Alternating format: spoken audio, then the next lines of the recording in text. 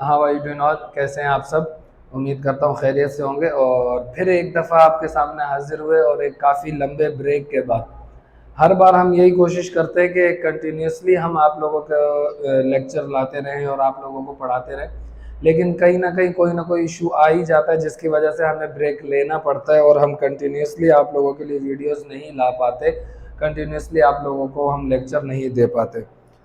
और आपको जैसे पता है कि हमारा एक इंस्टीट्यूट है leading English language and computer institute के नाम से, तो वो सेंटर चलाना पड़ता है, इंस्टीट्यूट को देखना पड़ता है, तो काफ़ी मसरूफियात की वजह से फिर हम नहीं कर पाते। तो अब हमने दोबारा से कोशिश की है और दोबारा से इरादा किया है कि हम इस बार कंटिन्यूसली आप लोगों के लिए लेक्चर लेकर आते रहे और कंटिन्यूसली आप लोगों को कुछ ना कुछ सिखाते रहें। और फिर हमारी जितनी भी वीडियोस आती हैं वो सारी की सारी लॉन्ग वीडियोस होती हैं, और फिर आजकल कौन देखता है इतनी लॉन्ग वीडियोस, और ना आप लोगों के पास इतना टाइम होता है। तो कोशिश होगी कि वीडियोस भी शॉर्ट हों और साथ में शॉर्ट वीडियोस भी लेकर आए, जिसमें आपको जल्द से जल्द कुछ पॉइंट टू द पॉइंट बात की जाए और टू द पॉइंट आपको सिखाया जाए। तो अब जैसे एक सीरीज़ हमारी चल रही थी और वो इसी सीरीज़ पर हम बात करेंगे। हमारी सीरीज़ शुरू हुई थी पहले, सबसे पहले हमने G1 के नाम से शुरू की थी, जिसमें बिगनर्स के नाम बी के नाम से शुरू की थी। और उसमें बिगनर्स के सब सारे लेक्चर्स हैं, फिर सारे टेंसेस वगैरह। और फिर अब टेंसेस ख़त्म हुए थे तो हमने एक्टिव और पैसिव पैसिव को हमने शुरू किया था, क्योंकि जो अब तक हमने पढ़ा था वो सारा एक्टिव था और अब हमने पैसिव स्टार्ट किया था। और जो लास्ट वीडियो थी वो थी पैसिव पर और पैसिव के फॉर्मूले पर थी कि पैसिव कैसे इस्तेमाल करते हैं और क्या होता है। और आज की जो वीडियो उसका नाम है P2, और ये पैसिव की सेकंड वीडियो होगी जिसमें आपको पैसिव के बारे में पूरी डिटेल से बताया जाएगा। तो बस बहुत ज़्यादा लंबा हो गया इंट्रो, तो चलते हैं जल्दी से हम वीडियो की तरफ और स्टार्ट करते हैं अपना नया लेक्चर। तो जैसे कि अभी हमने बात की थी कि पैसिव की दूसरी वीडियो है, और पैसिव में हम पढ़ने जा रहे हैं कि आज मैंने आपके सामने एक फार्मूला लिखा है एक्टिव का और पैसिव का। एक्टिव के फार्मूले में हम मोस्टली क्या करते हैं कि हमारे पास सब्जेक्ट जिसको हम एजेंट कहते हैं वो होता है, और फिर उसके बाद हेल्पिंग वर्ब और फिर प्रिंसिपल वर्ब। प्रिंसिपल वर्ब कहा जाता है जैसे कि मेन वर्ब, और फिर उसके बाद हमारे पास ऑब्जेक्ट आ जाता है। अब पैसिव के लिए हमारे पास मोस्टली ऐसा कहा जाता है कि अगर कोई एक्टिव है और उस एक्टिव के अंदर ऑब्जेक्ट है तो ही उसका पैसिव बनेगा, वरना उसका पैसिव नहीं बनेगा। ये हर कोई यही कह रहा होता है कि अगर ऑब्जेक्ट होगा तो पैसिव बनेगा, वरना पैसिव नहीं बनेगा, जबकि ऐसा नहीं है। ऑब्जेक्ट का होना लाजिम नहीं है, ऑब्जेक्ट का पॉसिबल होना लाजिम है। फॉर एग्जाम्पल, अगर मैं कहता हूं कि he is going to school, वो स्कूल जा रहा है। अब गो का तो पैसिव वैसे नहीं बनेगा, क्योंकि पैसिव बनाने के लिए जो असल रूल ये है कि हम ट्रांजिटिव वर्ब को इनट्रांजिटिव वर्ब बनाते हैं, इसलिए, या फिर हम कभी कभी एक्शन को स्ट्रेट बनाते हैं तो इसलिए वो पैसिव हो जाता है। अब जो गो वर्ब है, जो हमारे पास गो है, he is going to school, he is going to school, वो स्कूल जा रहा है। तो गो क्या है, इंट्रांजिटिव वर्ब है, क्योंकि गो के बाद ऑब्जेक्ट नहीं आ रहा। लेकिन अगर मैं कह दूं कि he is reading, he is reading, यहाँ पर ऑब्जेक्ट तो नहीं है क्योंकि सब्जेक्ट है जिसको हम एजेंट कहते हैं, हेल्पिंग वर्ब है, और यहाँ पर हमारे पास फिर प्रिंसिपल वर्ब है, मेन वर्ब जिसको हम कहते हैं, लेकिन ऑब्जेक्ट नहीं है। लेकिन अगर ऑब्जेक्ट नहीं है, ही इज रीडिंग, वो पढ़ रहा है, क्या पढ़ रहा है, लेकिन पॉसिबल तो है, कुछ तो पढ़ रहा है। He is reading a book, he is reading a story, he is reading a newspaper, he is reading a novel, तो पॉसिबल तो है। लेकिन जब हम इसका पैसिव बनाते हैं तो पैसिव बनाने के लिए अगर मैं यहाँ पे ये कह सकता हूँ something is being red, something is being red, कुछ पढ़ा जा रहा है। तो पैसिव बनाने के लिए आप हमेशा याद रखिएगा कि दो चीजों का होना जरूरी है। एक तो पैसिव जो यूज पैसिव जो होता है वो सवाल होता है या तो व्हाट का या फिर होम का। अगर ये दो सवाल होंगे तो पैसिव बनेगा, वरना पैसिव नहीं बनेगा। अब अगर मैं कहूं कि he is going to school,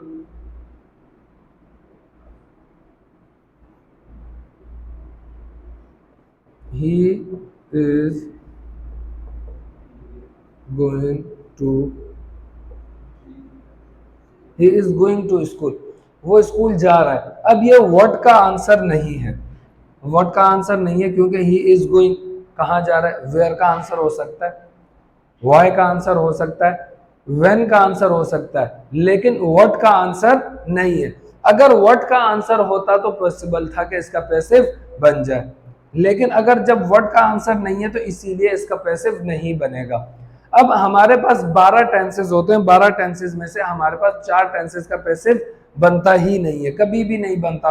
और वो कौन कौन से टेंसेस है? 4 टेंसेस, एक present perfect, perfect progressive, past perfect progressive, और फिर फ्यूचर प्रोग्रेसिव। फ्यूचर प्रोग्रेसिव का भी पैसिव नहीं बनता, और फिर फ्यूचर परफेक्ट प्रोग्रेसिव, इनका भी पैसिव नहीं बनता। क्यों नहीं बनता? क्योंकि उसकी वजह यह है कि हमारे पास यहां पर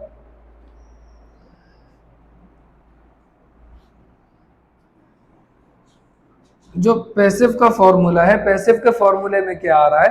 पैसिव के फॉर्मूले में हमारे पास आ रहा है जैसे कि जब हम पैसिव बनाते हैं तो ऑब्जेक्ट सबसे पहले शुरू में आ जाता है जिसको हम सब्जेक्ट कर देते हैं, और फिर उसके बाद आता है बी वर्ब।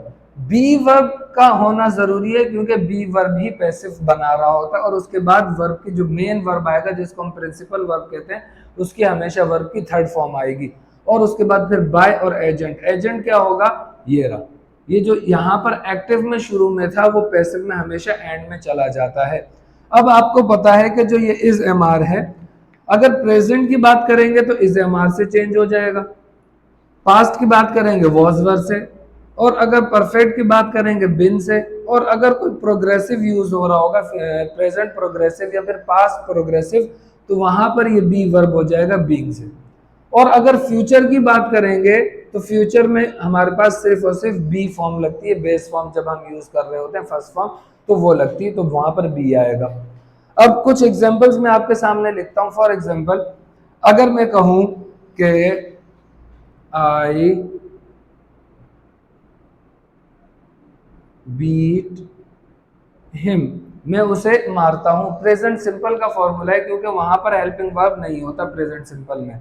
तो आई यहां पर सब्जेक्ट या एजेंट हुआ, बीट मेन वर्ब हुआ, और हिम क्या हो गया? ऑब्जेक्ट हो गया। अगर ऑब्जेक्ट है तो फिर मैं क्या करूंगा? उस ऑब्जेक्ट को लेकर सबसे पहले कन्वर्ट कर दूंगा यहां पर। ऑब्जेक्ट था लास्ट में, अब वो ऑब्जेक्ट यहां पर आ जाएगा शुरू में, तो सब्जेक्ट होगा, तो सब्जेक्ट हो जाएगा ही। अब मैंने बताया कि प्रेजेंट सिंपल में हमारे पास बी वर्ब आएगा तो किससे चेंज हो जाएगा? इज एम आर से, तो ही के बाद आ गया इज। अब जब इज लग गया तो वर्ब यहां पर हमारे पास वर्ब की थर्ड फॉर्म। अब थर्ड फॉर्म बीट की क्या है? बिटन। ही इज बिटन। अब यहां पर मैं एजेंट लगा सकता हूं। एजेंट क्या था? यहां पर हमारे पास आए, तो यहां पर कर दिया बाय, और एजेंट आ जाएगा मी।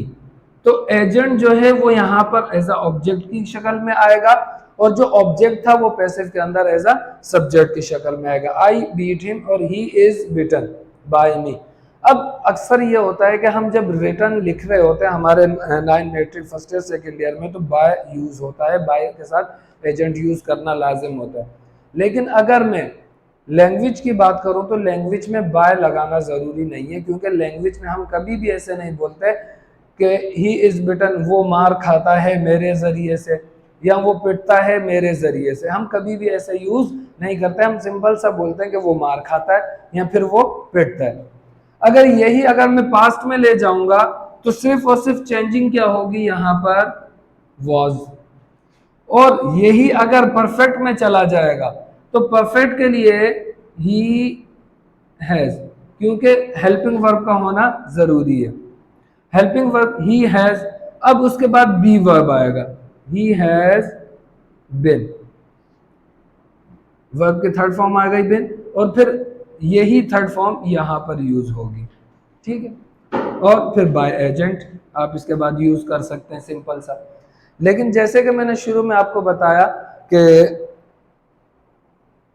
पैसिव दो चीजों का सवाल होता है, या तो व्हाट का या फिर हूं का। अब अगर एक क्वेश्चन हो मेरे पास जैसे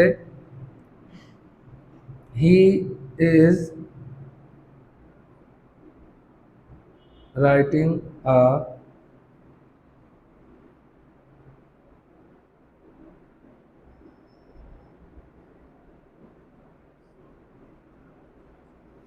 he is writing a letter to his friend, वो अपने दोस्त को खत लिख रहा है। अब यहाँ पे दो सवाल है मेरे पास, यहाँ तो he is writing a letter, he is writing a letter. अब अगर मैं ये नहीं भी लिखता तो यहाँ पर ऑब्जेक्ट पॉसिबल था, ही इज राइटिंग व्हाट, तो ये जो है अ लेटर व्हाट का आंसर हो गया, लेटर व्हाट का आंसर है। टू हिज फ्रेंड होम का आंसर है। अब यहां पर हमेशा याद रखिएगा व्हाट हमेशा डायरेक्ट ऑब्जेक्ट होता है और होम हमेशा इनडायरेक्ट ऑब्जेक्ट होता है। अब हम जिससे चाहे पैसिव बना सकते हैं, अ लेटर से बना सकते हैं और होम से भी बना सकते हैं।